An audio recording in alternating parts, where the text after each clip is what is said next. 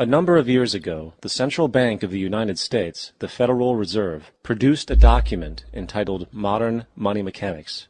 This publication detailed the institutionalized practice of money creation as utilized by the Federal Reserve and the web of global commercial banks it supports. On the opening page, the document states its objective. The purpose of this booklet is to describe the basic process of money creation in a fractional reserve banking system. It then proceeds to describe this fractional reserve process through various banking terminology, a translation of which goes something like this. The United States government decides it needs some money, so it calls up the Federal Reserve and requests, say, $10 billion. The Fed replies saying, sure, we'll buy $10 billion in government bonds from you. So the government takes some pieces of paper, paints some official-looking designs on them, and calls them Treasury bonds. Then it puts a value on these bonds to the sum of $10 billion and sends them over to the Fed. In turn, the people at the Fed draw up a bunch of impressive pieces of paper themselves, only this time calling them Federal Reserve notes, also designating a value of $10 billion to the set. The Fed then takes these notes and trades them for the bonds. Once this exchange is complete, the government then takes the $10 billion in Federal Reserve notes and deposits it into a bank account.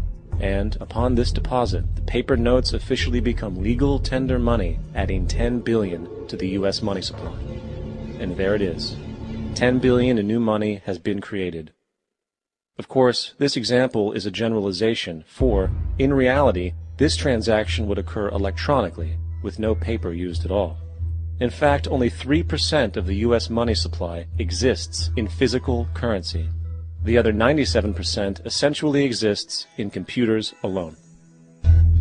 Now, government bonds are, by design, instruments of debt. And when the Fed purchases these bonds, with money it essentially created out of thin air, the government is actually promising to pay back that money to the Fed. In other words, the money was created out of debt. This mind-numbing paradox of how money or value can be created out of debt or a liability will become more clear as we further this exercise. So, the exchange has been made and now $10 billion sits in a commercial bank account. Here's where it gets really interesting. For as based on the fractional reserve practice, that $10 billion deposit instantly becomes part of the bank's reserves, just as all deposits do. And regarding reserve requirements, as stated in Modern Money Mechanics, a bank must maintain legally required reserves equal to a prescribed percentage of its deposits. It then quantifies this by stating, under current regulations, the reserve requirement against most transaction accounts is 10%.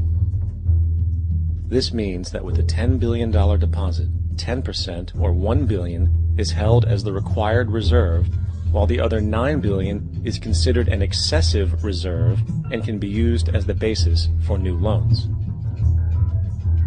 Now, it is logical to assume that this $9 billion is literally coming out of the existing $10 billion deposit. However, this is actually not the case. What really happens is that the $9 billion is simply created out of thin air on top of the existing $10 billion deposit. This is how the money supply is expanded. As stated in Modern Money Mechanics, of course they, the banks, do not really pay out loans from the money they receive as deposits. If they did this, no additional money would be created. What they do when they make loans is to accept promissory notes, loan contracts, in exchange for credits, money, to the borrower's transaction accounts.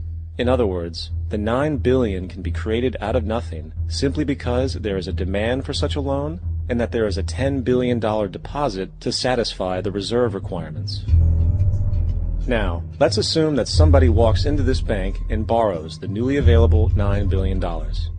They will then most likely take that money and deposit it into their own bank account. The process then repeats, for that deposit becomes part of the bank's reserves. 10% is isolated, and in turn 90% of the $9 billion, or $8.1 billion, is now available as newly created money for more loans. And, of course, that 8.1 can be loaned out and redeposited, creating an additional 7.2 billion, to 6.5 billion, to 5.9 billion, etc. This deposit money creation loan cycle can technically go on to infinity. The average mathematical result is that about $90 billion can be created on top of the original $10 billion. In other words, for every deposit that ever occurs in the banking system, about 9 times that amount can be created out of thin air. Money jitters? Ask the obliging Bank of America for a jar of soothing instant money, M-O-N-E-Y, in the form of a convenient personal loan. So, now that we understand how money is created by this fractional reserve banking system, a logical yet elusive question might come to mind. What is actually giving this newly created money value? The answer? The money that already exists.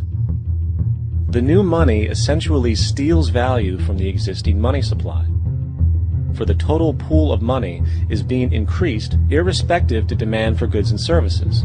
And as supply and demand finds equilibrium, prices rise, diminishing the purchasing power of each individual dollar. This is generally referred to as inflation, and inflation is essentially a hidden tax on the public.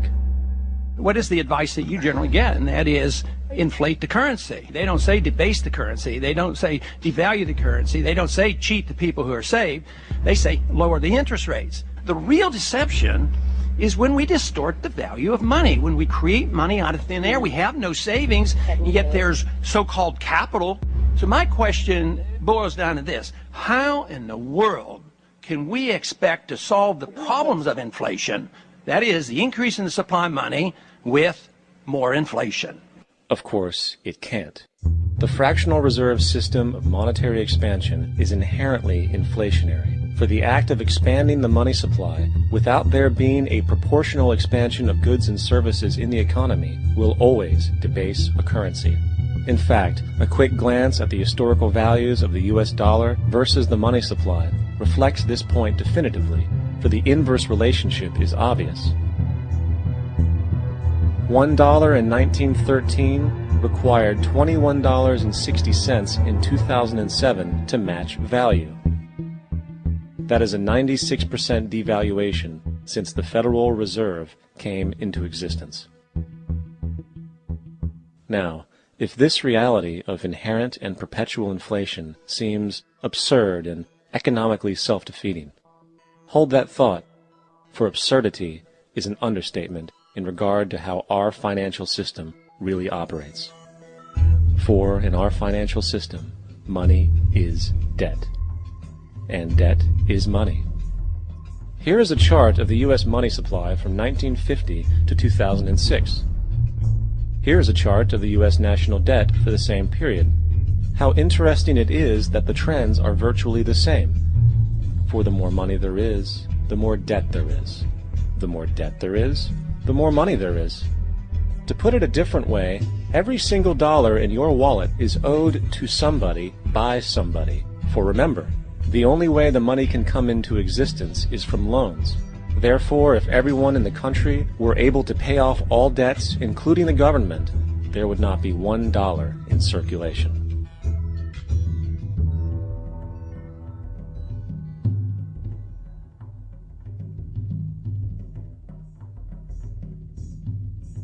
In fact, the last time in American history the national debt was completely paid off was in 1835, after President Andrew Jackson shut down the central bank that preceded the Federal Reserve.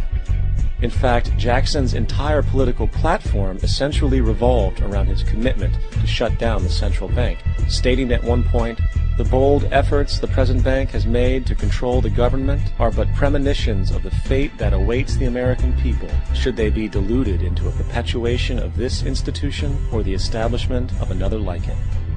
Unfortunately, his message was short-lived, and the international bankers succeeded to install another central bank in 1913, the Federal Reserve. And as long as this institution exists, perpetual debt is guaranteed.